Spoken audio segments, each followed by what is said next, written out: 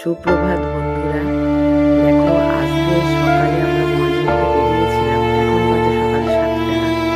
দেখো, এতটাই কুয়াশা পড়েছে আজকে যে কিছুই দেখা যাচ্ছে না। কোনো লোক তো দেখা যাচ্ছেই না।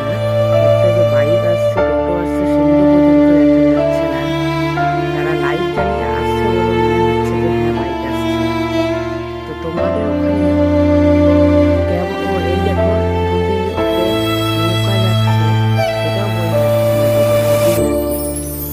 তো এতটাই কুয়াশা।